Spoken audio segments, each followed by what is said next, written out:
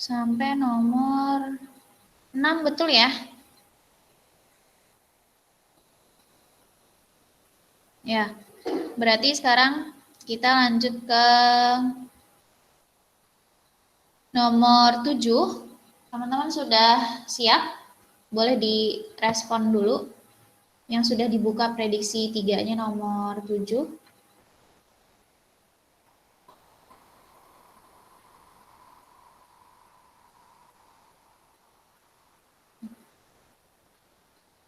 Sudah ya?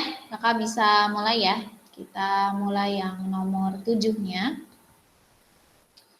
Jadi di nomor 7 ini kalau kakak bacakan soalnya adalah contoh di bawah ini yang merupakan kebijakan fiskal kontraktif. Oke. Kalau nggak salah di prediksi 1 atau prediksi 2 kita bahas temannya si kebijakan fiskal. Namanya adalah kebijakan moneter. Nah sekarang yang mau kita bahas ini adalah kebijakan fiskal. Kebijakan fiskal ini materi kelas berapa ya? Ada yang masih ingat nggak? Materi kelas 10 atau kelas 11?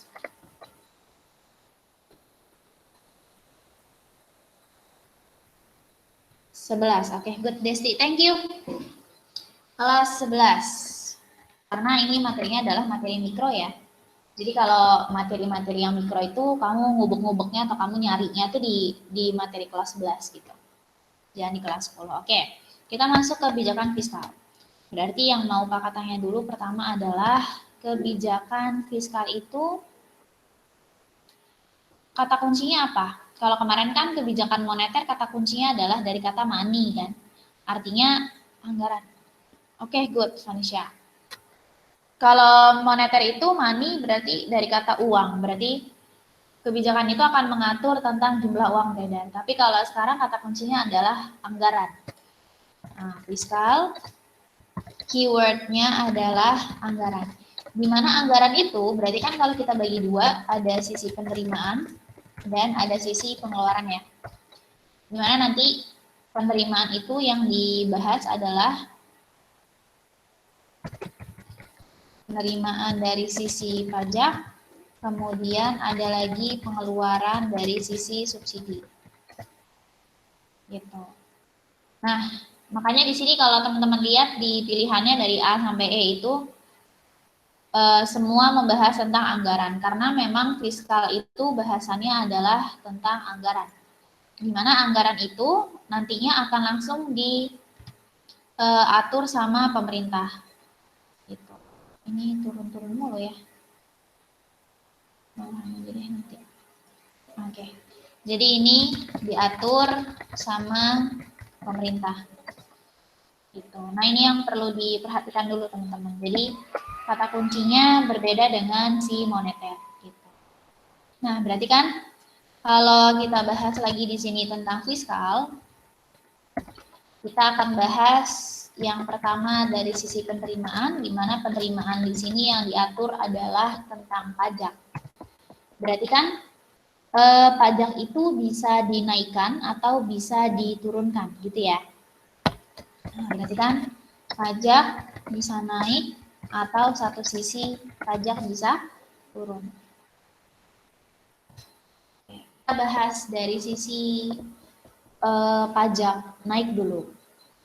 Kalau seandainya pajak naik, otomatis kita harus membayar dengan biaya yang lebih mahal atau lebih murah. Kan contoh gini. Contoh ya. Contohnya misalkan kakak punya gaji kakak itu kena PPh atau pajak penghasilan. Nah, kakak punya gaji, bayar PPh, nah PPh-nya ini naik. Otomatis kan kakak harus bayar PPh dengan jumlah yang lebih besar, gitu kan? Karena persentase PPh-nya naik. Berarti kalau seandainya pajak naik nih, di sini kan pajak naik. Kalau seandainya pajak naik, berarti logikanya masyarakat jadi membayar ke pemerintah lebih sedikit atau jadi lebih banyak?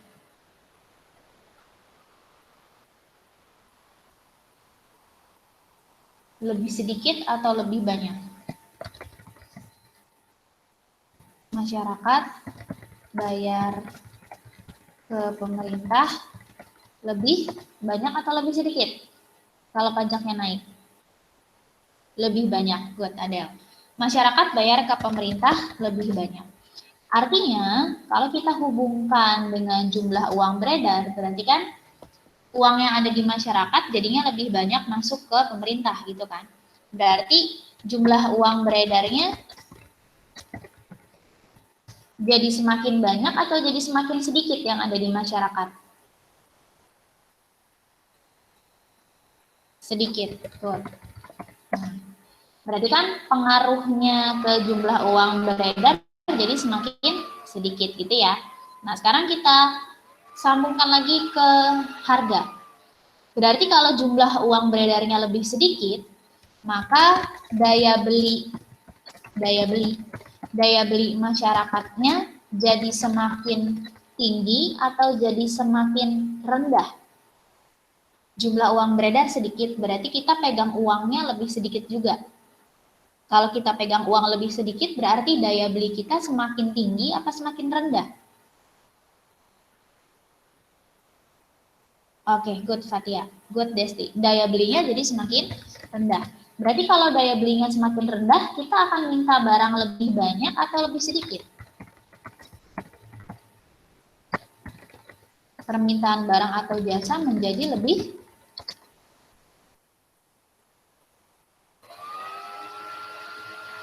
sedikit atau jadi lebih rendah gitu ya. Oke, sampai sini nyambung ya. Jadi ketika pajak naik, ini kakak turunin dulu pajaknya. Ketika pajak naik, maka masyarakat akan bayar ke pemerintah lebih banyak. Nah, ketika kita bayar lebih banyak, otomatis jumlah uang beredar yang ada di masyarakat juga jadi lebih sedikit. Karena artinya uangnya lebih banyak masuk ke pemerintah dalam bentuk pajak. Nah, berarti karena uangnya semakin sedikit, untuk mengkonsumsi barang atau jasa jadi semakin rendah juga. Kalau daya kita semakin rendah, maka kita akan minta barang atau jasa lebih sedikit. Nah, ketika kita minta barang lebih sedikit, ternyata penawarannya lebih banyak nih. Berarti kan permintaannya turun, sementara penawaran tetap atau cenderung lebih tinggi dari permintaan gitu kan. Berarti kalau seandainya di sini penawaran, kemudian di sampingnya ada permintaan gitu. Nah, berarti misalkan penawarannya masih ada 300 tapi permintaannya turun nih. Permintaannya ternyata cuma ada 200. Nah, berarti kan ada kelebihan penawaran kan? Penawarannya jadi berlebih 100. Otomatis karena di sini ada kelebihan 100. Ada kelebihan 100, maka harganya juga jadi semakin rendah. Karena yang ditawarkan lebih banyak daripada yang diminta. Gitu. Berarti pengaruhnya terhadap harga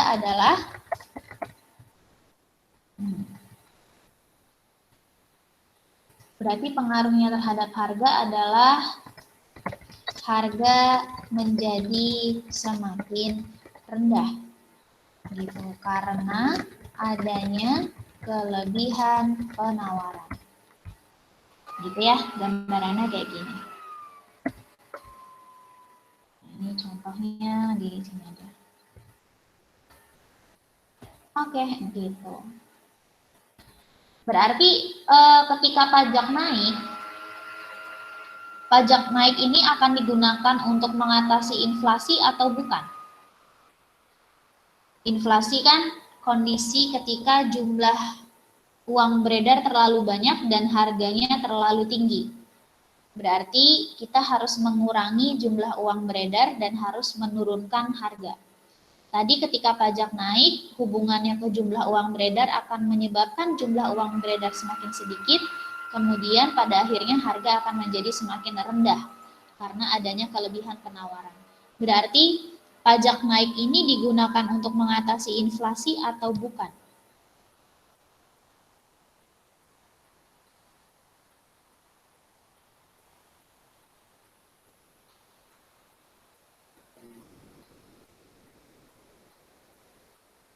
Gimana, teman-teman?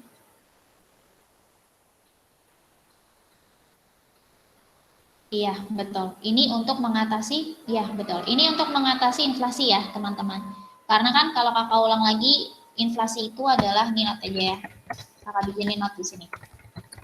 Inflasi adalah kondisi ketika jumlah uang beredar banyak dan harga barang secara umum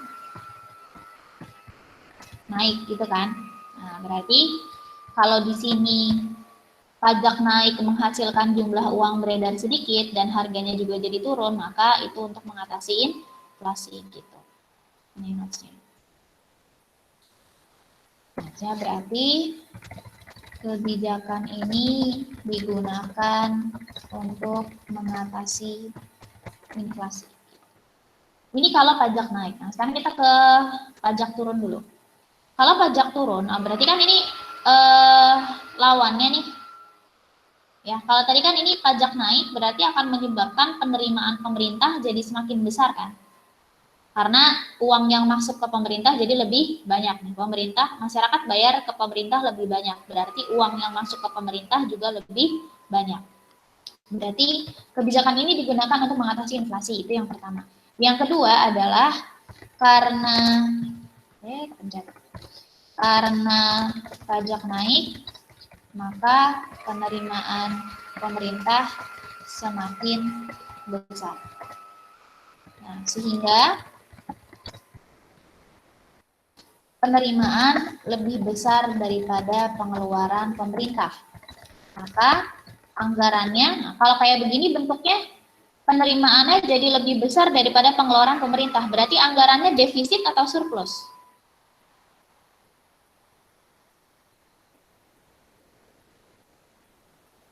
Penerimaan lebih besar daripada pengeluaran. Defisit atau surplus?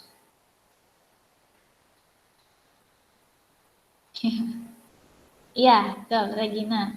Juan. Oke. Regina plusnya ketinggalan, Re. Jin. Oke, kebijakannya adalah kebijakan surplus, gitu ya. Nah, ini notes-nya lagi. Begitu, guys. Oke, kita lanjut ya ke pajak turun. Berarti pajak turun lawannya Kak. Iya, berarti ini yang alur begini nih, ini tinggal kamu bolak-balik aja. Berarti kan logikanya kalau pajak turun berarti masyarakat bayar lebih sedikit gitu kan. Tinggal kita bolak-balik aja nih yang alur yang ada di atas. Jadi kan masyarakat bayar ke pemerintah lebih sedikit gitu ya. Oke, berarti kalau masyarakat bayar ke pemerintah lebih sedikit, berarti jumlah uang beredarnya jadi makin banyak karena masyarakat lebih banyak pegang uang gitu. Berarti jumlah uang beredar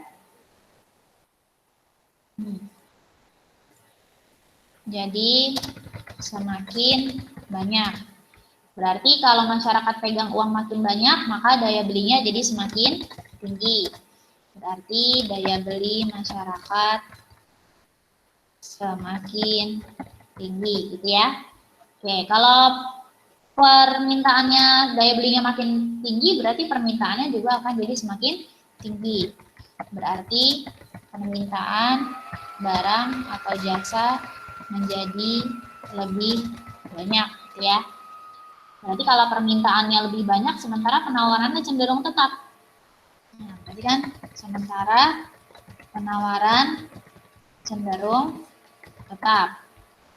Berarti kondisinya adalah permintaan akan lebih tinggi dari penawaran.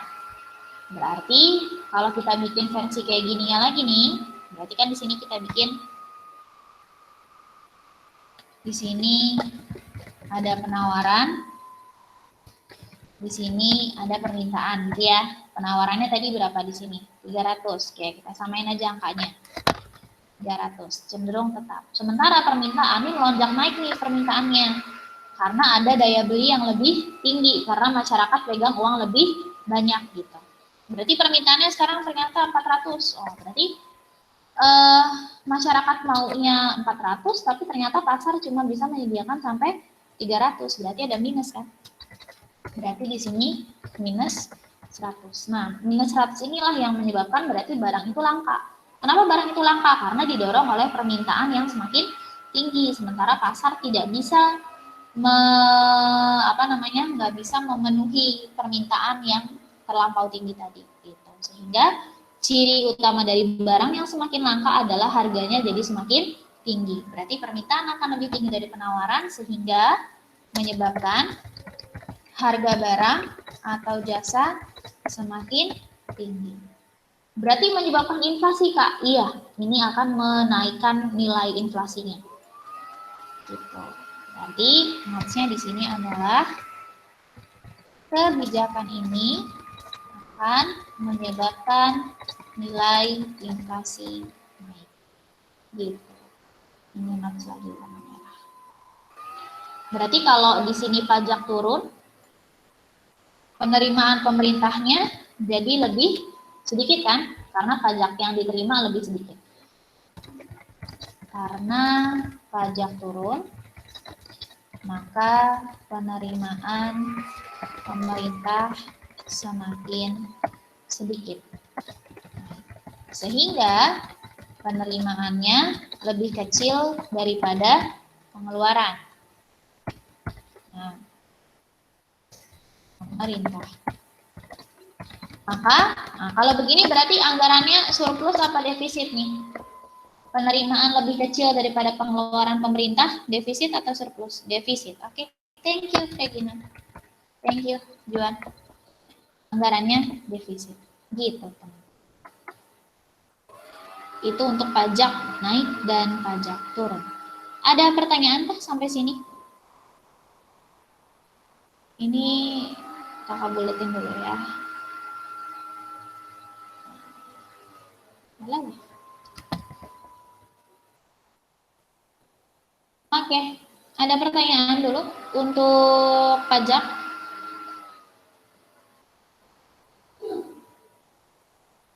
Enggak? Oke, ini kakak lingkarin, kotakin juga ya.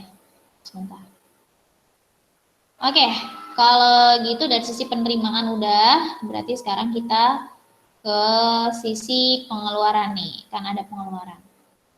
Kalau tadi penerimaan kita bahas dari sisi pajak, berarti kalau pengeluaran kita bahas dari sisi subsidi.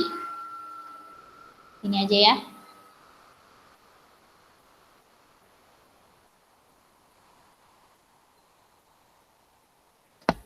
Oke, dari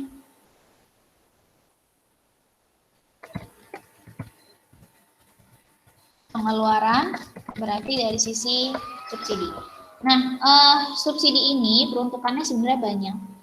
Ada subsidi yang dikeluarkan memang untuk menyamaratakan kondisi yang ada di masyarakat. Tapi ada juga subsidi yang memang diberikan tujuannya adalah untuk memberikan dorongan atau tambahan kemampuan bagi orang-orang yang punya usaha. Nah, jadi subsidi ini nggak cuma subsidi untuk barang atau jasa yang dikonsumsi sama masyarakat yang sifatnya cukup vital, contohnya adalah BBM. Nah, BBM itu supaya tetap bisa dikonsumsi sama masyarakat yang ada di kondisinya menengah bawah, maka diberikanlah subsidi terhadap bahan bakar minyak. Itu berarti kan subsidi terhadap barang konsumsi ya. Tapi ada lagi subsidi yang diberikan untuk mendorong perekonomian. Berarti subsidi itu bukan terhadap barang atau jasa, tapi bisa jadi subsidi yang diberikan kepada produsen. Entah itu subsidi dari faktor produksinya kah atau berupa tambahan dana. Nah, subsidi ini berarti kan termasuk ke dalam pengeluaran pemerintah. Misalkan kakak sebagai pengusaha misalnya, kakak ternyata dapat subsidi dari pemerintah dengan tujuan supaya kakak bisa menghasilkan barang atau jasa yang lebih banyak. Berarti kakak sebagai pengusaha menerima dari pemerintah, berarti bagi kakak, bagi pengusaha adalah penerimaan. Tapi kan pemerintah memberikan biaya kan memberikan subsidi, berarti masuknya ke dalam pengeluaran gitu. Nah, subsidi ini sama dengan bahasan pajak tadi, jadi bisa naik, bisa turun. Kita bahas dari subsidi naik. Kalau subsidi naik, kayak tadi, berarti kan subsidi itu sumbernya dari pemerintah. Berarti pemerintah mengeluarkan biaya lebih banyak apa jadi lebih sedikit kalau subsidinya naik?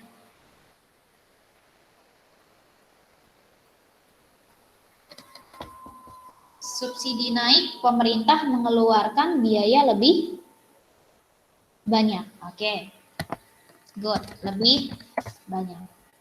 Berarti masyarakatnya otomatis memegang uang lebih banyak, gitu ya. Ya, berarti jumlah uang beredar di masyarakat naik. Berarti ketika subsidinya naik, masyarakat pegang uang lebih banyak, berarti logikanya permintaan jadi semakin tinggi. Ketika permintaan semakin tinggi, tapi pasar tidak bisa menyediakan, berarti penawarannya lebih rendah daripada permintaan, maka cenderung akan meningkatkan harga. Nah, berarti hasilnya kalau seandainya subsidinya dinaikkan, maka harganya cenderung permintaan semakin tinggi. Ini kalau dari sisi gini, masyarakat memegang uang lebih banyak berarti permintaan jadi semakin tinggi. Tapi harganya jadi semakin murah. Kenapa harganya jadi semakin murah? Karena subsidinya lebih banyak, berarti pemerintah lebih banyak bayar. Berarti di sini harganya semakin rendah.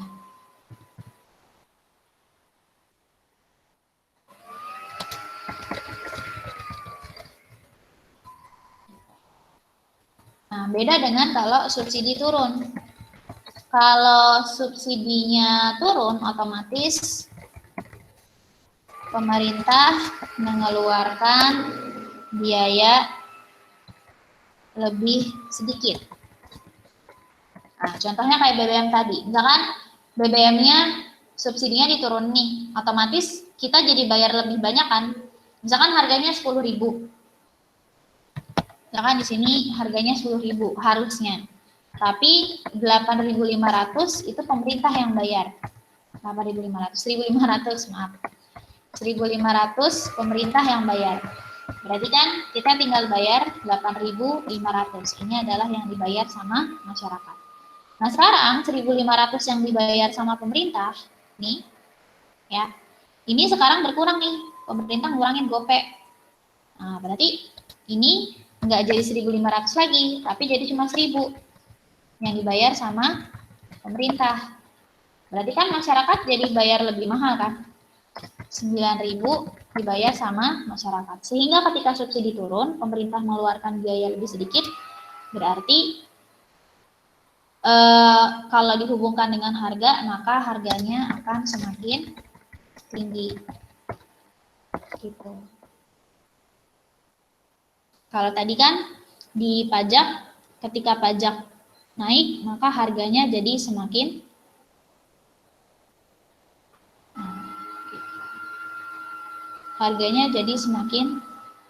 ini mana sih?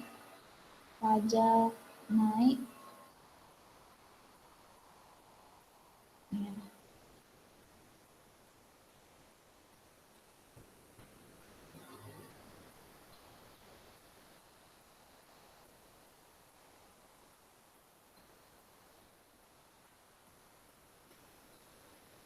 Oke, gitu ya.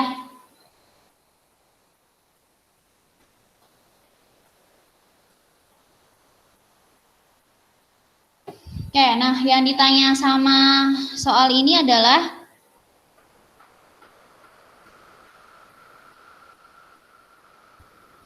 kalau seandainya dia termasuk ke dalam kebijakan fiskal yang kontraktif. Itu ditunjukkan oleh pernyataan yang mana? Berarti kalau kemarin kita bahas tentang moneter, Moneter itu kan berarti kalau dia kontraktif tujuannya adalah yang mengurangi jumlah uang beredar. Sementara kalau yang ekspansif berarti yang menambah jumlah uang beredar. Berarti dari nomor 7 ini kita cari dulu nih yang kontraktif. Kontraktif kan berarti tujuannya adalah mengurangi jumlah uang beredar kan. Nah, berarti dari sini kita udah bisa lihat nih kebijakan anggaran defisit dan menaikkan tarif pajak. Nah, berarti kan kalau kontraktif tadi dari sisi pajak, berarti kita cari yang nantinya akan menyebabkan jumlah uang beredar semakin sedikit. Berarti kata kuncinya kalau dia bilang yang kontraktif, jumlah uang beredarnya makin sedikit, berarti kita ambil dari sisi pajak yang naik, kayak gitu. Nah, berarti kalau pajaknya naik, berarti yang jawabannya menurunkan tarif pajak, ini udah pasti salah. Itu nih yang pilihan A, kebijakan anggaran defisit dan menaikkan tarif pajak. Ini kita keep dulu ya, karena dia bilang menaikkan tarif pajak. Berarti kita tinggal menyesuaikan di anggarannya benar nggak nih defisit gitu. Terus kebijakan anggaran defisit dan menambah subsidi pemerintah. Kalau menambah subsidi pemerintah, berarti masyarakat nantinya kan kalau subsidi pemerintah ditambah berarti nggak sesuai ya, harusnya ini udah pasti salah nih. Terus yang C, kebijakan anggaran surplus dan menurunkan tarif pajak. Nah, ini juga udah pasti salah karena menurunkan tarif pajak, harusnya pajaknya yang naik. Kemudian kebijakan anggaran surplus dan menambah subsidi pemerintah. Nah, logikanya kalau anggaran surplus, tadi kan surplus itu adalah kondisi ketika surplus itu adalah kondisi ketika penerimaan lebih besar daripada pengeluaran. Sementara kalau di sini dia bilang menambah subsidi pemerintah, berarti kan pengeluarannya jadi makin banyak kan. Nah, ketika subsidi itu naik, maka bukan anggaran surplus harusnya, tapi anggaran defisit. Kenapa defisit? Karena defisit adalah kondisi ketika si pengeluarannya lebih besar daripada penerimaannya. Kayak gitu. Sehingga ketika subsidinya naik nih, subsidi naik atau subsidi bertambah, maka harusnya anggarannya bukan surplus, tapi anggarannya adalah defisit. Gitu. Nah, ini yang E, kebijakan anggaran surplus dan menaikkan tarif pajak. Nah, ini udah benar nih, menaikkan tarif pajaknya. Berarti jawabannya adalah antara A atau E. Nah, sekarang logikanya tadi ketika kita menaikkan pajak, berarti kan sini pajak naik nih. Ya kan? Ketika pajak naik, maka di sini anggarannya tadi adalah surplus. Karena kalau pajak naik, otomatis penerimaannya akan lebih besar dibandingkan dengan pengeluarannya. Kayak gitu. Berarti jawabannya yang benar adalah yang E. Gitu. Jadi kita lihat dari sisi, kalau dia bilang kontraktif, berarti cari yang akan mengurangi jumlah uang beredar. Tapi kalau dia bilangnya ekspansif, berarti yang menambah jumlah uang beredar, kayak gitu teman-teman.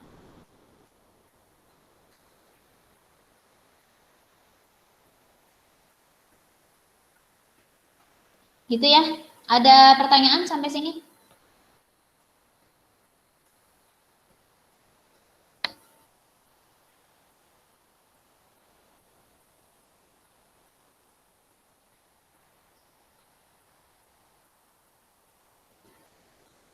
Oke, kita lanjut dulu ya.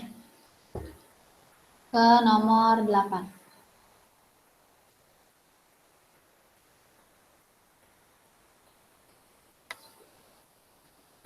Oke, kita lanjut ke nomor 8.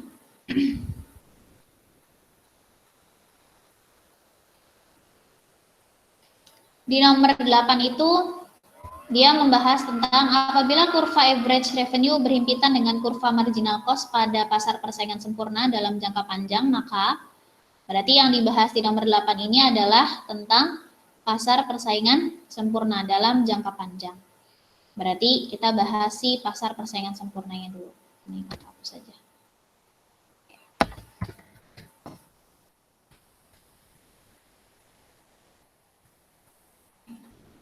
Di pasar persaingan sempurna. Ciri yang pertama dari pasar persaingan sempurna apa? Jumlah penjualnya.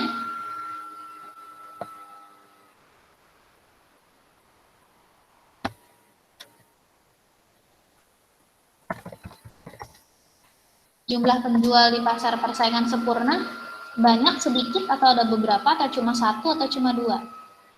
Banyak. Oke, jumlah penjualnya banyak ya. Kalau hanya satu berarti pasarnya adalah pasar monopoli. Dari kata mono berarti jumlah penjualnya hanya satu. Gitu. Kalau pasar persaingan sempurna jumlah penjualnya banyak. Itu ciri yang pertama. Yang kedua adalah barang yang dijual bersifat homogen. Karena artinya kalau barang yang dijual, karena kan penjualnya banyak, otomatis dari satu penjual ke penjual yang lain itu dia menjual barang yang sifatnya homogen. Homogen itu artinya sejenis. Jadi sama gitu yang dijual. Ini identik dengan pasar tradisional sebenarnya. Karena kalau kamu belanja sayur kan bentukannya hampir sama ya. Gitu. Itu disebut dengan sejenis. Nah, terus yang ketiga adalah penjual bertindak sebagai price taker. Nah, waktu itu kakak udah pernah singgung nih tentang price taker. Price taker itu artinya apa? Yang menentukan harga atau yang menggunakan harga?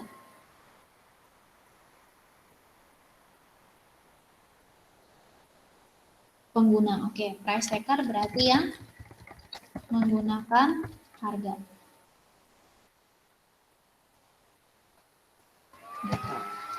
Terus yang keempat, tidak ada hambatan untuk keluar masuk pasar.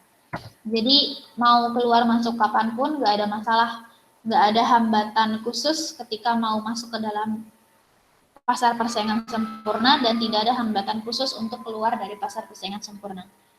Kayak gitu. Kemudian syarat keseimbangannya adalah MR sama dengan MC, yaitu kondisi ketika marginal revenue-nya sama dengan marginal cost, atau penerimaan marginalnya sama dengan biaya marginal. Ini sama ya dengan syarat keseimbangan perusahaan pada umumnya. Kemudian bentuk kurva permintaannya bersifat elastis sempurna. Elastis sempurna. Nah, kenapa dikatakan sebagai elastis sempurna? Karena kalau elastis sempurna itu kan dia sifatnya atau bentuk kurvanya itu horizontal ya. Berarti ketika di harga tertentu maka permintaannya bisa berubah lebih banyak atau lebih sedikit meskipun harganya tetap. Kayak gitu. Terus dalam jangka panjang, ini adalah kondisi laba dalam jangka panjang. Dalam jangka panjang itu si perusahaan ini dapat memperoleh laba normal, laba supernormal, atau rugi minimum. Dalam jangka pendek, ini dalam jangka pendek. Kalau di perusahaan monopoli waktu itu juga sama ya, dalam jangka pendek bisa laba normal, laba supernormal, atau rugi minimum. Sementara kalau dia dalam jangka panjang, maka dapat memperoleh laba normal. Laba normal atau laba ekonomi yang nilainya sama dengan 0. Jadi kalau di pasar monopoli karena dia perusahaan satu-satunya, maka dalam jangka panjang dia akan memperoleh laba supernormal kalau monopoli. Tapi kalau di pasar persaingan sempurna dalam jangka panjangnya dia akan mendapatkan laba normal aja. Ini berkaitan juga dengan ini nih. Dia bertindak sebagai price taker. Dia nggak bisa menerapkan yang namanya diskriminasi harga. Karena dia nggak bisa membentuk harga, dia hanya bisa menggunakan harga yang sudah ada di pasar. Kayak gitu. Nah, Ketika dia mendapatkan laba normal atau yang disebut dengan laba ekonomi nol, itu ditandai dengan adanya kurva AC, dia berhimpit dengan yang namanya kurva P. Berhimpit dengan kurva P, yaitu kondisi ketika P sama dengan AR, kemudian sama juga dengan MR. Jadi, tingkat harganya itu sama dengan AR. AR itu adalah average revenue. Kalau kakak bikin lagi di sini berarti price-nya itu sama dengan average revenue atau penerimaan rata-rata. Kemudian sama juga dengan marginal revenue atau penerimaan marginal. Nah, berarti kalau di sini dia mengatakan apabila kurva average revenue, nah berarti yang ini kan, yang ini nih, AR atau ini penerimaan, yang ini itu berhimpitan dengan kurva marginal cost. Nah, berarti berhimpit dengan MR pada pasar persaingan sempurna dalam jangka panjang, maka berarti kita tinggal lihat ketika AR-nya itu berhimpit dengan MR, nih poin yang ini, berarti dia akan menyebabkan perusahaan itu mengalami apa di jangka panjang. Berarti jawabannya yang mana? A, B, C, D, E? Yang D, oke, yang lain? Yang D? Oke, betul ya. Jawabannya adalah yang D. Perusahaan akan memperoleh laba ekonomi nol atau laba normal. Gitu, karena dia nggak bisa membuat harga atau dia nggak bisa menentukan harga.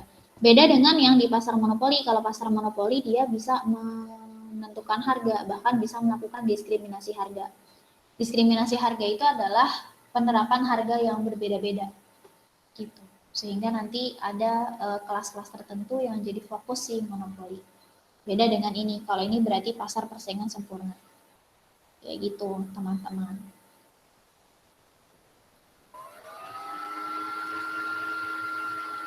Oke, ada pertanyaan untuk nomor 8?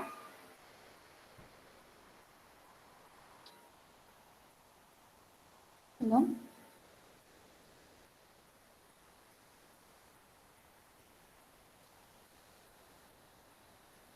Yang lain juga belum?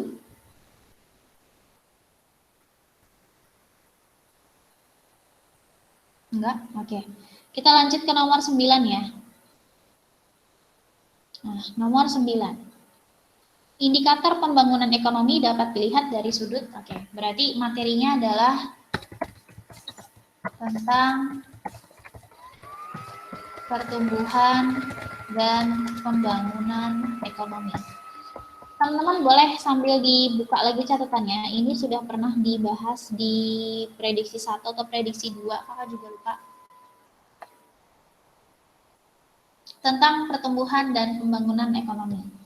Waktu itu kita sudah mengenal perbedaan atau kata kunci dari pertumbuhan dan pembangunan ekonomi. Kalau diulang lagi, pertumbuhan itu kata kuncinya adalah kuantitas.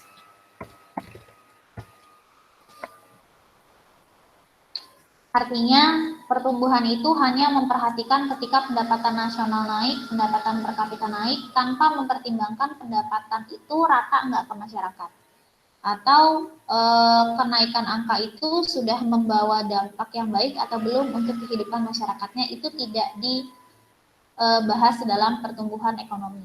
Jadi pertumbuhan ekonomi itu hanya membahas tentang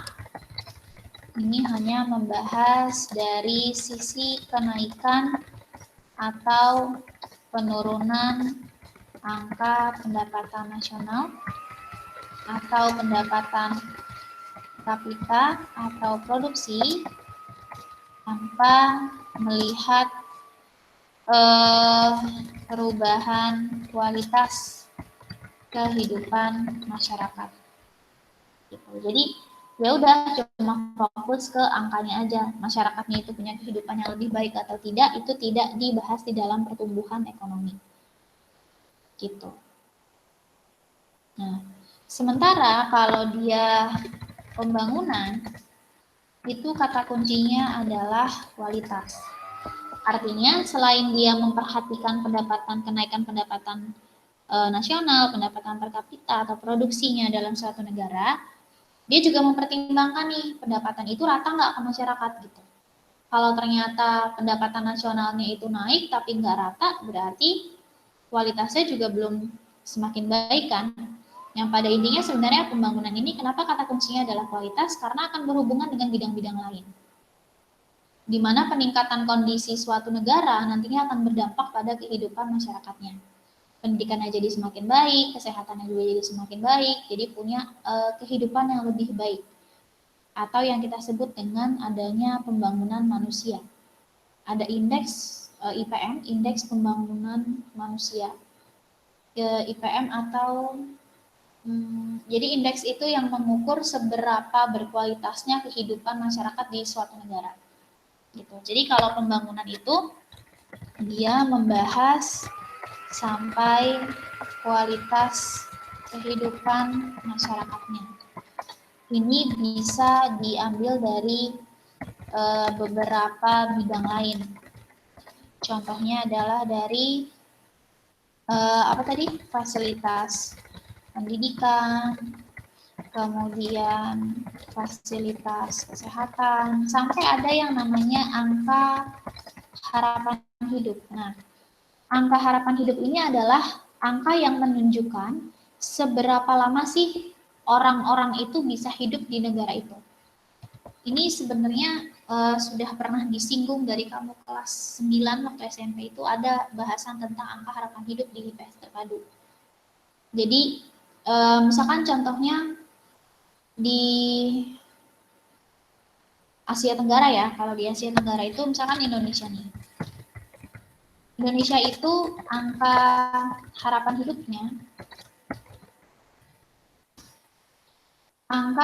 hidupnya itu kurang lebih sekitar 63 sampai 65 tahun. Misalkan. Artinya rata-rata orang itu bisa hidup di Indonesia itu antara 63 sampai 65 tahun. Tapi nggak menutup kemungkinan juga ada yang sampai 70 atau sampai 80 tahun. Tapi kalau diambil rata-rata angka harapan hidupnya kisaran 63 sampai 65 tahun misalkan. Nah, berarti kalau dibandingkan dengan Singapura itu angka harapan hidupnya itu bisa sampai 82 tahun. Artinya orang-orang yang tinggal di Singapura itu punya kesempatan hidup sampai 82 tahun. Kenapa bisa seperti itu? Karena di Singapura punya pembangunan ekonomi yang sudah cukup baik. Di mana pembangunan itu tidak hanya dari sisi angka kenaikan pendapatan nasional si Singapura atau pendapatan per kapitanya Singapura. Tapi juga diambil dari fasilitas kesehatannya gitu. Fasilitas kesehatan di Singapura juga tergolong baik kan. Karena banyak fasilitasnya yang sudah cukup lengkap lah rumah sakitnya. Jadi kalau orang sakit bisa tertangani dengan baik, itu satu. Kemudian tingkat pendidikannya juga cukup baik, cukup tinggi, sehingga kesadaran orang-orang untuk menjaga kesehatannya juga jadi lebih tinggi juga. Gitu. Nah, berarti dari nomor 9 ini indikator pembangunan ekonomi dapat dilihat dari sudut, berarti kira-kira yang mana? Ingat ya, dia bilangnya adalah pembangunan ekonomi. Iya, betul. Jawabannya adalah yang E. Makanya tadi kakak singgung tentang indeks pembangunan manusia atau yang disebut dengan Human Development Index. Nah, melalui angka indeks inilah kita bisa tahu si negara itu tuh punya kualitas hidup yang baik nggak sih gitu. Kalau dia punya kehidupan yang cukup baik, otomatis pasti ekonominya sudah terbangun gitu. Tidak hanya sekedar tumbuh, tapi juga terbangun gitu. Jadi kehidupan pengaruh ekonomi di dalam kehidupan masyarakatnya. Makanya kata kuncinya tadi di pembangunan adalah kualitas. Gitu. Jadi pokoknya kalau kita bahas tentang pembangunan, maka yang kita bahas tidak hanya dari sisi ekonomi, tapi juga dari sisi kualitas kehidupan masyarakatnya. Kayak gitu ya, teman-teman. Oke, ada pertanyaan nggak? Ini ada disinggung lagi nih tentang kalau GDP ya, Gross Domestic Product. Kalau GNP berarti di bawahnya GDP, Gross National Product. Income per kapita itu apa? Artinya income per kapita berarti pendapatan per kapita. Oke. Pengertiannya pendapatan per kapita apa? Ada yang masih ingat nggak?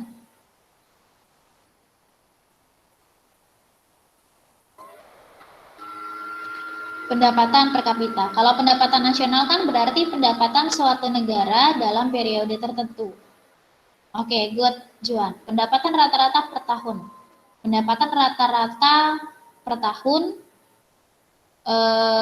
yang diambil dari pendapatan nasional dibagi dengan jumlah penduduk. Berarti pendapatan rata-rata yang diterima sama penduduknya dalam kurun waktu 1 tahun.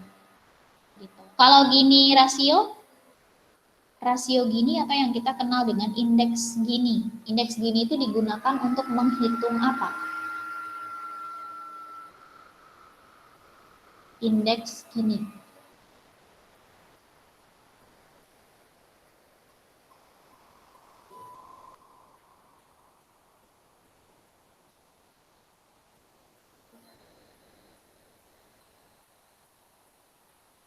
Masih ingat nggak indeks Gini? Indeks Gini itu digunakan untuk menghitung pemerataan pendapatan, oke, atau besaran ketimpangan pendapatan di suatu negara. Indeks Gini ini adalah indeks yang digunakan untuk mengukur tingkat ketimpangan atau pemerataan pendapatan di suatu negara.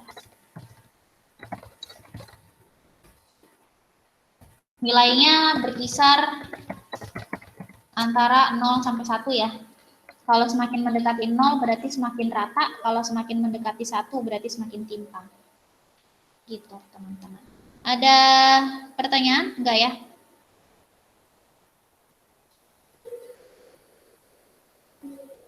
Kita lanjut ke nomor 10. Oke, nomor 10.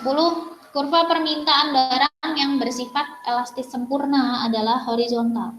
Sebab harga barang tidak mengalami perubahan, sedangkan kuantitas permintaan selalu mengalami perubahan. Materi apa nih?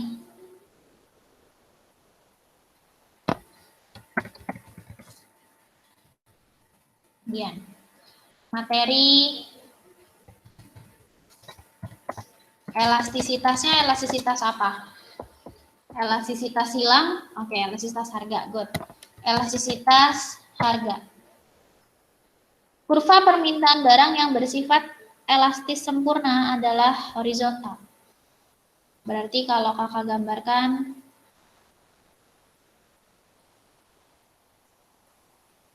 nah, di sini ada P, di sini ada Q, di sini ada 0. Horizontal berarti gini. Nah.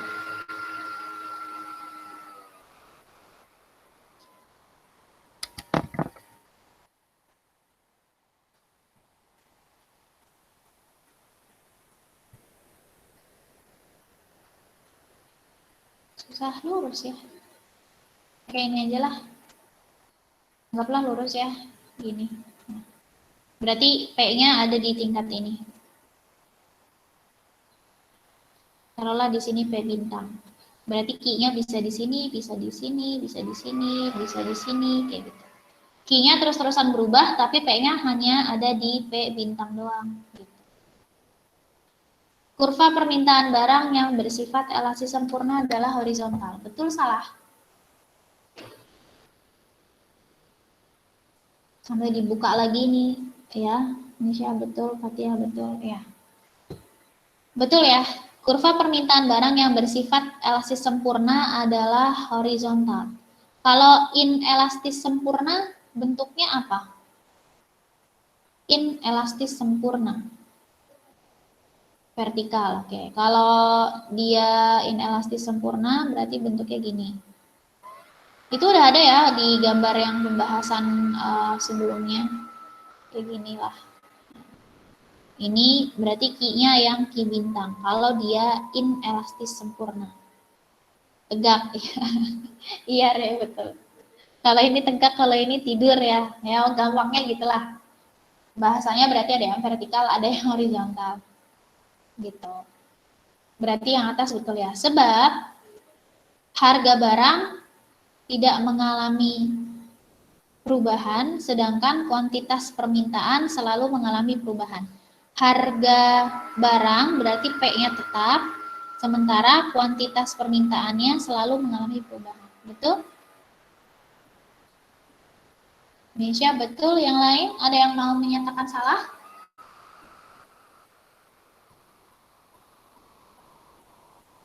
Betul ya? Oke, ini betul. Oke, berarti betul-betul berhubungan nggak?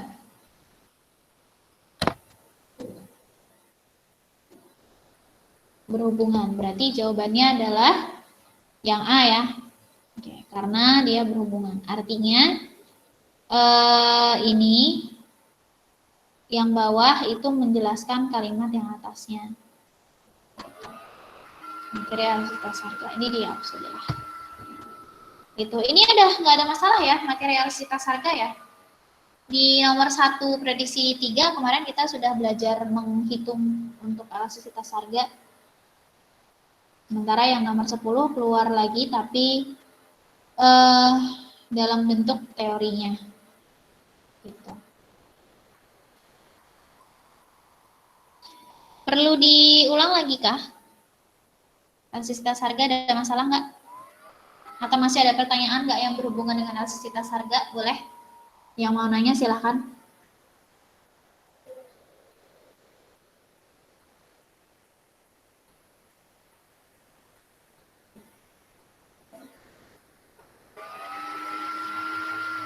Nggak ada? Oke, kakak lanjut ya. Kalau nggak ada, kakak lanjut ke nomor 11. Oke. Ini keluar di SIMAK UI 2014. Angkatan kakak berarti.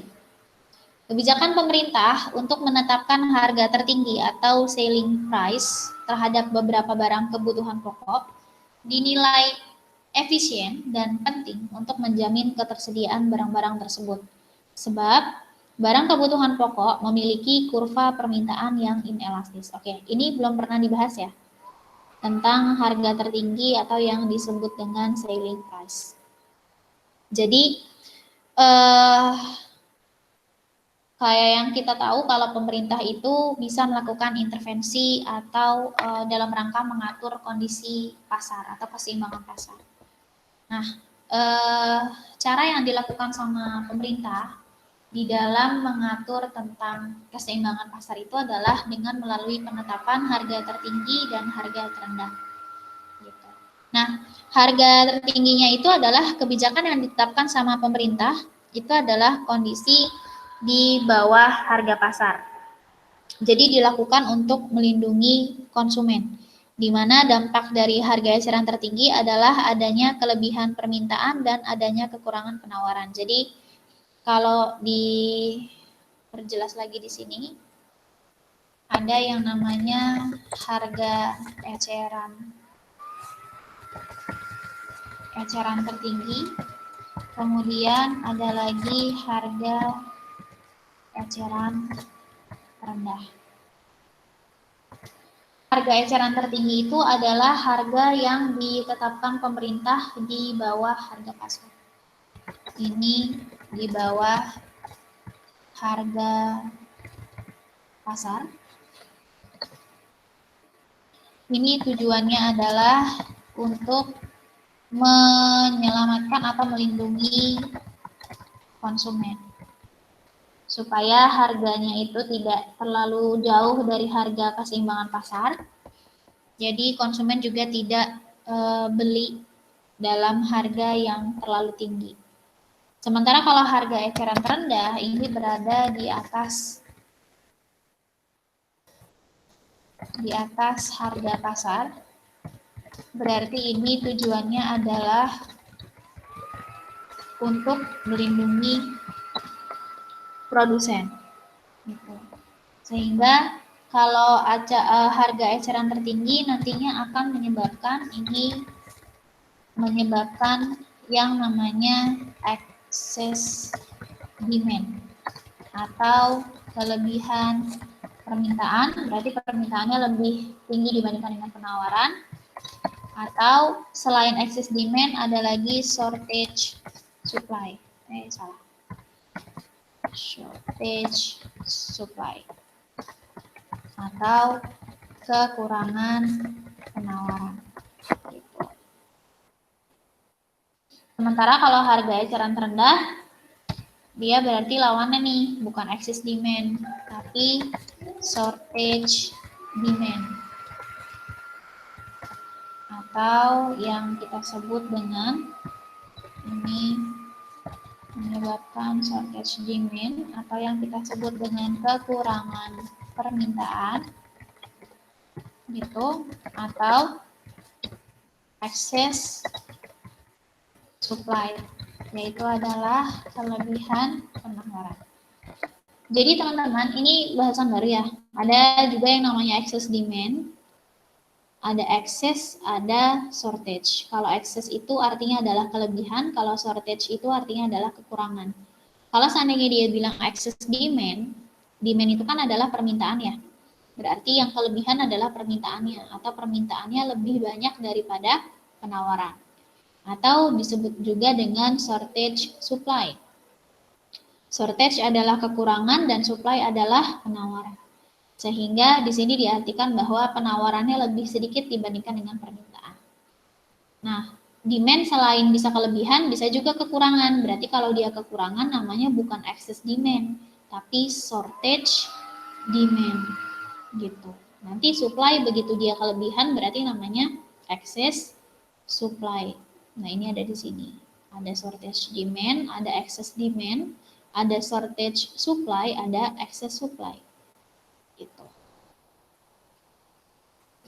Nah, di sini di nomor 11 itu dibahas bahwa kebijakan pemerintah untuk menetapkan harga tertinggi terhadap beberapa barang kebutuhan pokok dinilai efisien dan penting untuk menjamin ketersediaan barang-barang tersebut. Kira-kira betul nggak nih? Perlu nggak adanya kebijakan pemerintah untuk barang kebutuhan pokok supaya lebih efisien dan menjamin ketersediaan barang tersebut? Perlu nggak?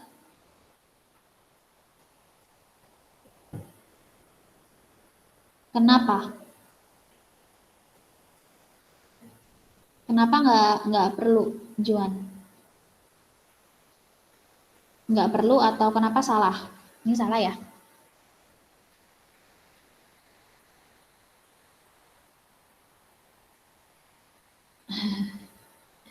Oke.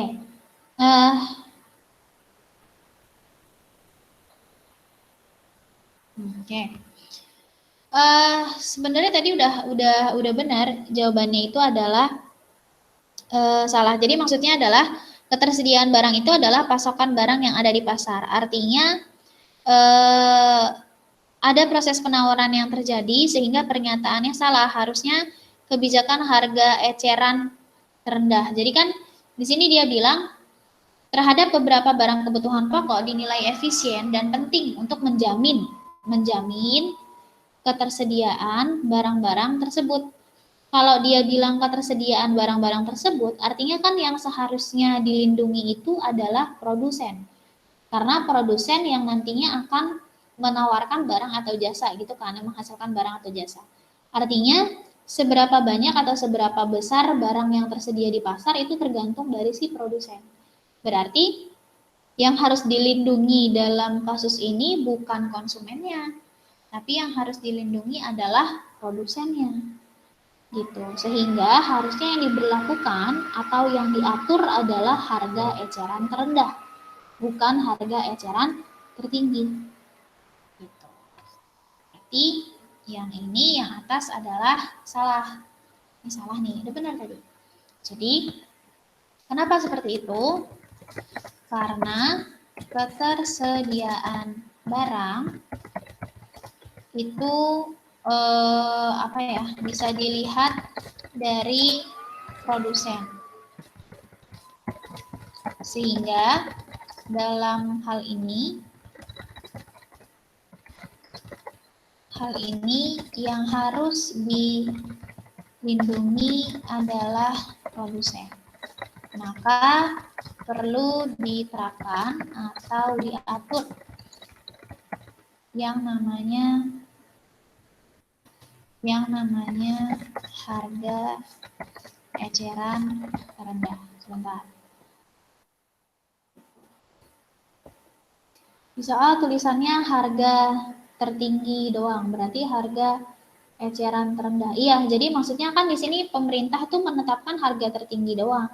Sementara di sini sementara kan tadi harga tertinggi itu digunakan untuk apa? Untuk melindungi konsumen gitu kan. Nah, kalau harga tertinggi doang yang diatur, otomatis itu nggak bisa menjamin ketersediaan barang-barang yang ada di pasar. Karena ketersediaan barang yang ada di pasar itu tidak hanya tergantung dari konsumen, tapi justru lebih tergantung kepada si produsen. Produsen ini punya nggak nih barangnya gitu. Sehingga produsen ini harus dilindungi supaya ketersediaan barang-barang yang ada di pasar itu tetap ada. Gitu. Berarti harusnya bukan harga tertinggi, tapi harusnya adalah harga eceran terendah. Karena kan tadi di sini harga eceran terendah digunakan untuk melindungi produsen kan. Gitu. Nah, sementara si produsen ini adalah kuncinya dari ketersediaan barang-barang itu. Gitu. Jadi gitu ya. Jadi yang atas ini salah karena harusnya yang difokuskan adalah dengan melindungi si produsen ini. Kayak gitu. Jadi otomatis kalau produsennya terlindungi, barang-barangnya tersedia di pasar, otomatis kan harganya juga jadi lebih terkendali. Kayak gitu. Gitu ya. Oke. Terus yang di bawah, sebab barang kebutuhan pokok memiliki kurva permintaan yang inelastis. Itu salah. Di kurva elastisitas harga, coba dilihat. Barang kebutuhan pokok termasuk jenis elastisitas harga apa? Elastis atau inelastis, atau elastis sempurna atau inelastis sempurna?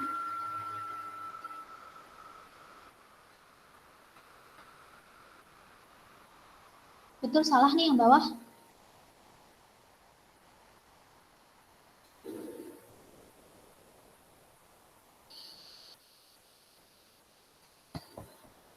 Betul ya? Ya, betul. Karena inelastis gitu. Berarti kalau salah betul jawabannya apa? Yang D. Nomor 11 jawabannya adalah yang D.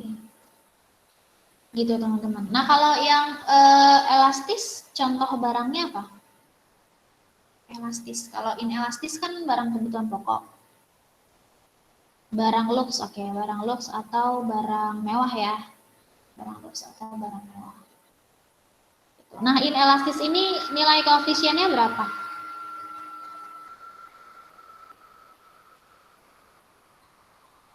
Inelastis nilai koefisiennya kurang dari 1. Kalau tadi yang barang lux berarti nilai koefisiennya berapa?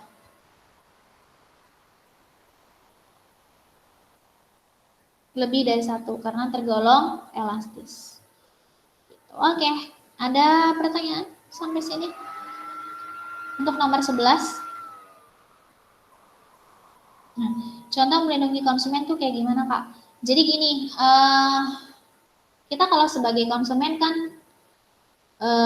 ada batas kemampuan ya atau ada batas daya beli. Ketika di harga-harga tertentu itu kita nggak bisa beli karena harganya terlampau tinggi, maka diberlakukanlah yang namanya harga eceran tertinggi. Nah, harga eceran tertinggi itu kan di sini tulisannya adalah untuk melindungi konsumen. Jadi supaya si produsen itu ngasih harganya tuh nggak terlalu tinggi gitu. Jangan sampai ketika harga yang dibentuk sama produsen ini terlalu tinggi menyebabkan konsumen itu jadi nggak bisa beli. Otomatis ketika konsumen nggak bisa beli kan akhirnya barang-barang yang ada di pasar itu yang sudah tersedia malah jadi nggak bisa dikonsumsi sama masyarakatnya. Gitu. Beda dengan harga eceran terendah. Kalau harga eceran terendah tujuannya adalah untuk melindungi produsen. Supaya harga yang ditawar sama si konsumen itu nggak rendah banget. Sehingga produsen itu tetap bisa mendapatkan laba atau mendapatkan untung. Nah nanti dari harga eceran tertinggi atau harga eceran terendah itu penentuannya adalah berdasarkan harga keseimbangan pasarnya. Kan waktu itu kita udah bahas tentang keseimbangan harga ya, keseimbangan pasar. Keseimbangan harga di mana harga yang bisa dijual misalkan 10.000. Nanti dikasih tuh batas eceran tertinggi atau batas eceran terendah di atas atau di bawah si harga keseimbangan tadi. Kayak gitu. Jadi tujuannya untuk melindungi konsumen ya contohnya seperti itu. Jadi harganya itu dibuat harga eceran tertingginya berapa nih? Misalkan 12.000. Berarti produsennya itu nggak boleh jual di atas 12.000. Karena kalau di atas 12.000 itu akan cenderung nggak mampu dibeli sama si konsumennya. Kayak gitu. Itu melindungi konsumen. Jadi kita sebagai konsumen juga kalau belanja di pasar itu ada harga eceran tertinggi atau ada harga eceran terendah. Gitu. Dimana ya udah supaya konsumen yang terlindungi berarti produsennya juga harga yang diberikan juga nggak boleh terlalu tinggi. Jangan sampai nanti justru malah jadi mematikan daya beli si konsumennya. Begitu, teman-teman. Ada lagi?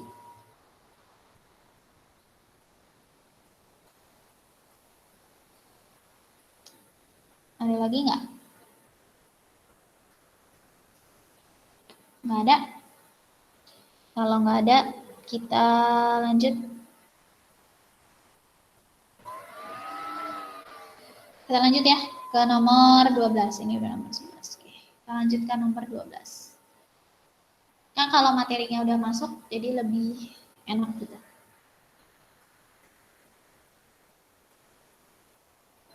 Oke, nomor 12. Bank Indonesia dapat mengurangi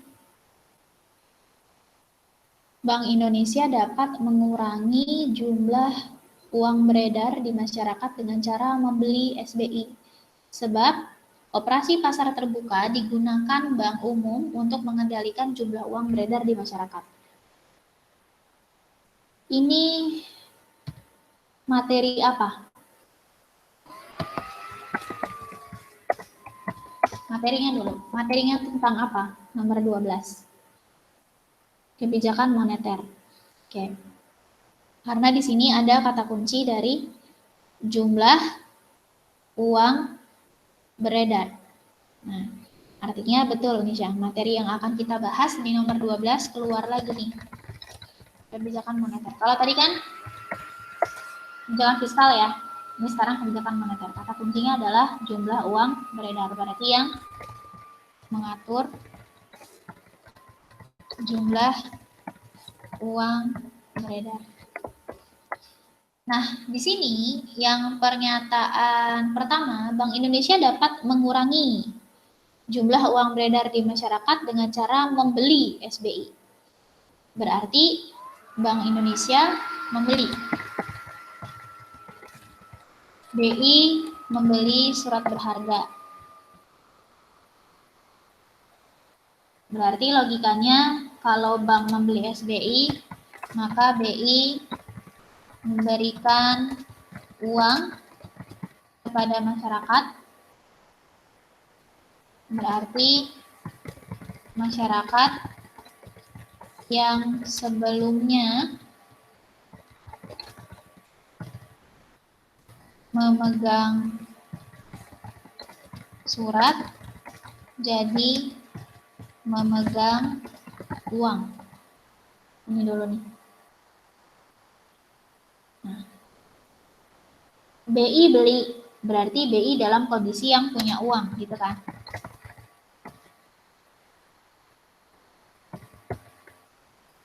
BI berarti kalau kamu beli somai berarti kan kamu ngasih uang ke abang somai ngasih somai ke kamu gitu kan.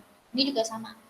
Berarti kalau masyarakat punya surat sementara BI mau beli, berarti BI akan kasih uangnya ke masyarakat dan masyarakat yang tadinya pegang surat sekarang jadi pegang uang. Sama kayak abang somai tadi. Abang somai yang tadinya pegang somai sekarang jadi megang uang karena kamu beli. Berarti kan karena BI beli, maka BI memberikan uang kepada masyarakat. Sementara masyarakat yang sebelumnya memegang uang, yang sebelumnya memegang surat, sekarang jadi memegang uang. Berarti logikanya, kalau masyarakat yang tadinya pegang surat, sekarang jadi megang uang, berarti uang yang ada di masyarakat jadi semakin banyak atau jadi semakin sedikit?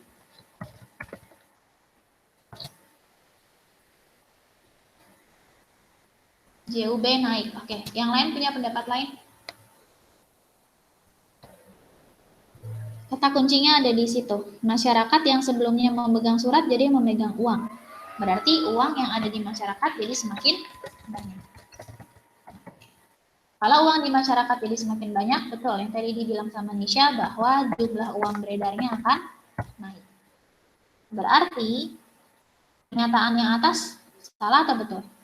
Bank Indonesia dapat mengurangi jumlah uang beredar di masyarakat dengan cara membeli SBI. Salah. Karena harusnya bukan membeli SBI. Kalau dia membeli SBI, maka jumlah uang beredarnya justru akan naik. Ya kan? Berarti kuncinya harusnya kalau untuk mengurangi bukan membeli SBI, tapi justru menjual SBI. Gitu. Supaya uangnya nanti masuk ke bank. Berarti pernyataan atas salah karena harusnya BI menjual SBI, bukan membeli. Gitu. Oke ya, berarti yang atas salah. Karena harusnya bukan membeli nih, tapi menjual. Oke, yang bawah. Yang bawah, operasi pasar terbuka digunakan bank umum untuk mengendalikan jumlah uang beredar di masyarakat. Betul salah?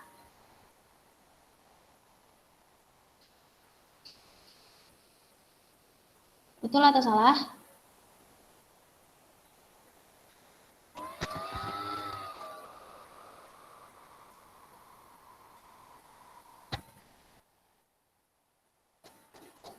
Desti salah, yang lain?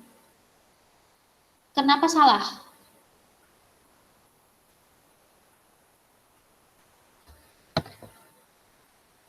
Kenapa salah?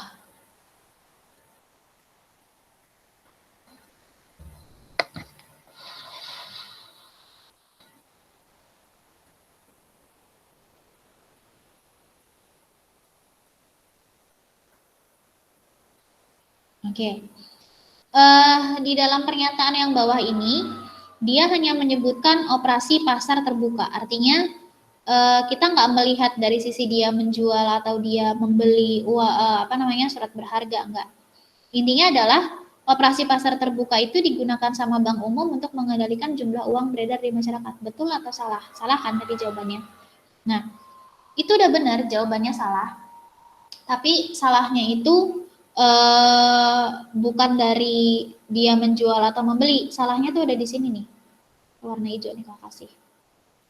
Bank umum. Salahnya ada di bank umum. Kenapa? Karena yang mengatur jumlah uang beredar adalah Bank Indonesia. Bank Indonesia adalah bank sentral, bukan bank umum. Bank umum itu adalah pelaksana dari kebijakan bank sentral. Kalau kita tarik ke belakang materi tentang perbankan, perhatikan bank sentral, bawahnya bank umum, gitu kan. Bank umum ini ada yang konvensional, ada yang syariah. Artinya, bank sentral ini untuk mengatur jumlah uang beredar, kemudian menstabilkan nilai rupiah. Bank Indonesia yang menstabilkan nilai rupiah. Artinya bank sentral itu membuat atau menentukan atau mengatur kebijakan operasi pasar terbuka. Ini benar. Operasi pasar terbuka itu betul untuk mengendalikan jumlah uang beredar di masyarakat. Karena operasi pasar terbuka menjadi salah satu kebijakan yang ada di dalam kebijakan moneter, gitu kan.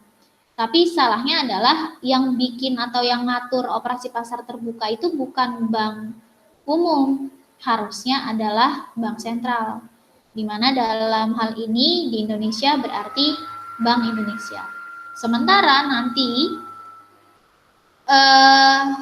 bank umum menjadi pelaksana, kayak misalkan ada kenaikan suku bunga pinjaman atau suku bunga simpanan. Orang minjem atau orang nyimpen itu kan nggak langsung ke BI.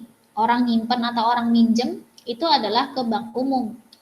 Bisa bank umumnya bank umum milik negara atau swasta. Kamu bisa ke BCA, bisa ke Mandiri, atau bisa ke BRI, atau ke BSM. Nah, itu adalah bank umum. Kita nabung dan kita ambil kredit itu di bank umum. Jadi tidak di bank sentral.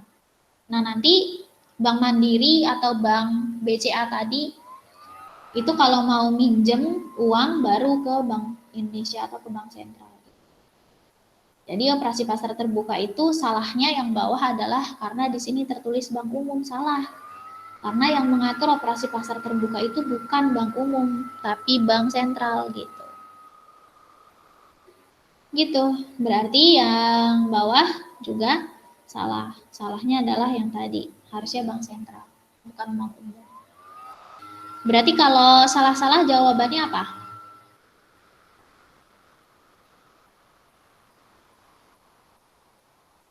Yang iya gitu. Cuy, jadi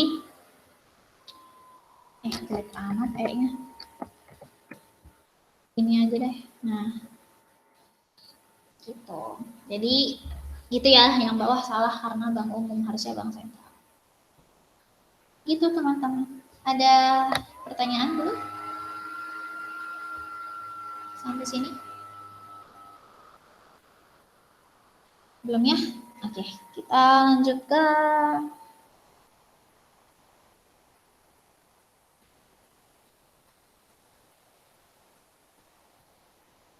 nomor 13.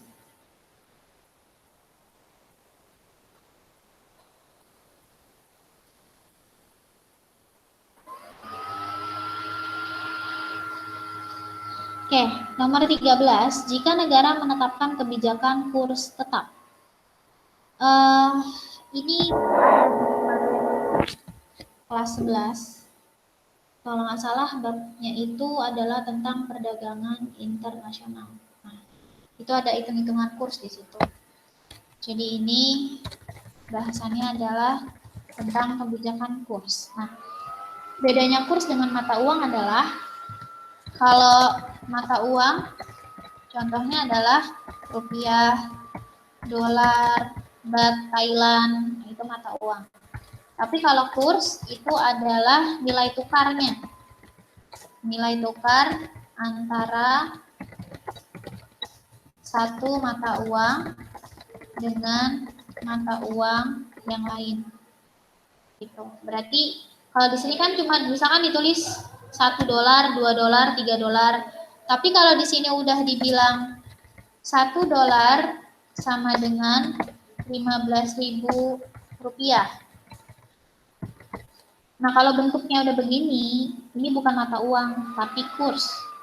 Karena artinya $1 itu ditukar dengan rupiah, maka akan setara dengan 15.000 rupiah.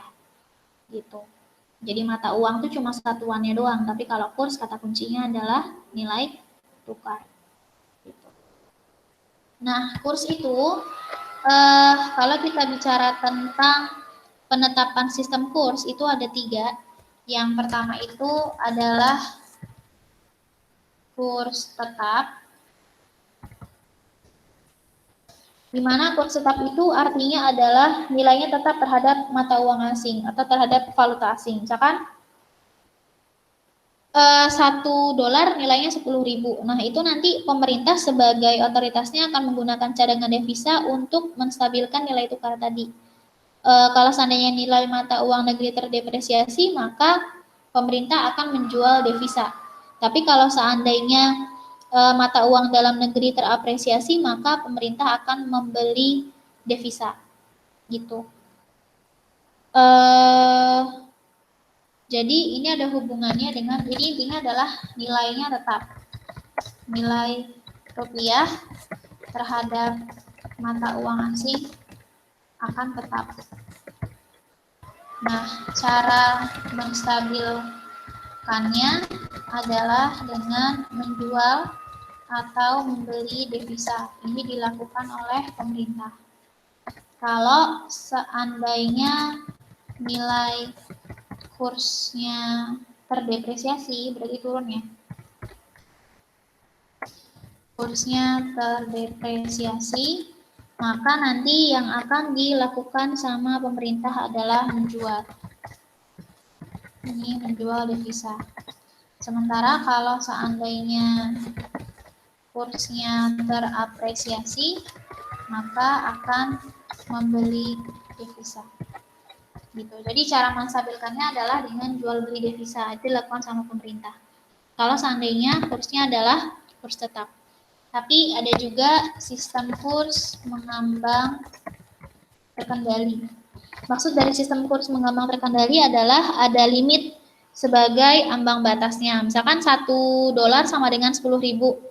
Terus ditetapkan batasnya itu bisa 10% dari nilai tukar itu. Artinya kalau seandainya si mata uang tadi terdepresiasi atau terapresiasi, berarti masih di bawah 10%. Berarti pemerintah itu nggak melakukan intervensi. Tapi kalau seandainya pelemahan atau penguatan mata uang tadi lebih dari 10%, maka pemerintah baru melakukan intervensi. Contohnya adalah dengan ini. Menjual devisa atau membeli devisa. Jadi kurs mengambang terkendali itu diberikan batas. Diberikan batasan atau limit bagi kenaikan atau penurunan kurs. Misalkan kurang lebih 10%. Nah, pemerintah tidak melakukan intervensi kalau kenaikan atau penurunan kursnya kurang dari 10%. Gitu. Tapi pemerintah akan melakukan intervensi kalau kenaikan atau penurunannya lebih dari 10%. Gitu. Itu mengambang terkendali. Terus yang terakhir adalah kurs bebas. Kurs mengambang bebas. Kalau kurs mengambang bebas berarti pemerintah nggak melakukan intervensi sama sekali, gitu.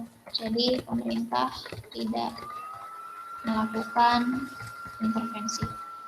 Jadi kalau kurs tetap, pemerintah semua yang mengintervensi.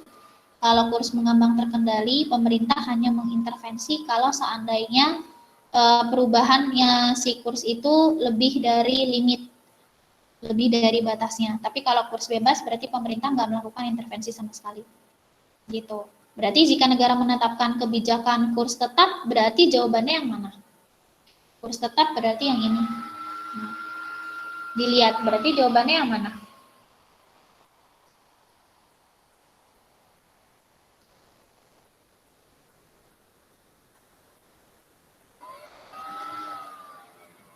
Oke, yang lain?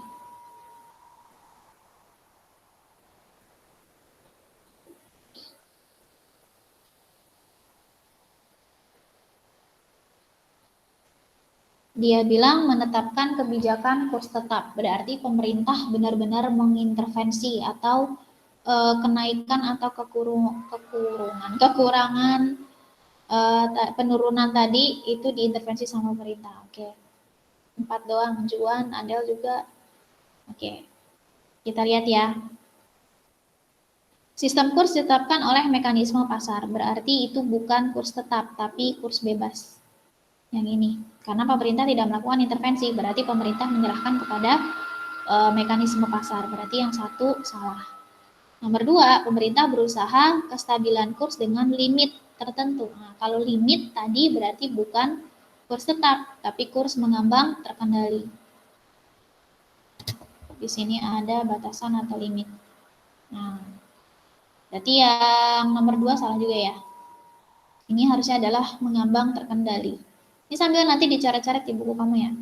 Pemerintah tidak perlu menyediakan cadangan devisa. Nah, ini juga sama dengan kurs bebas karena pemerintah tidak melakukan intervensi. Betul, jawabannya hanya yang nomor 4. Apabila nilai mata uang dalam negeri melemah, maka pemerintah akan melepas mata uang asing ke pasar falas. Berarti tadi kalau melemah yang ini. Kursnya terdepresiasi sehingga pemerintah akan menjual devisa. Kalau kursnya terapresiasi berarti kurs menguat, berarti kursnya bukan pemerintah nggak menjual tapi akan membeli devisa. Gitu. Berarti nomor 13 jawabannya adalah yang D. Gitu. Oke, sampai sini ada pertanyaan?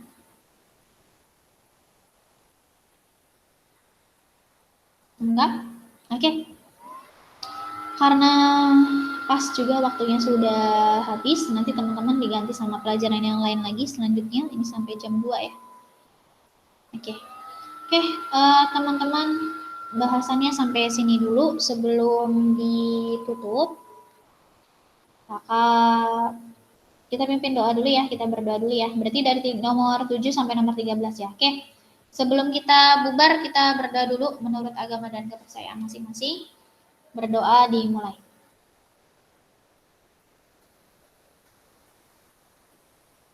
Oke, berdoa selesai.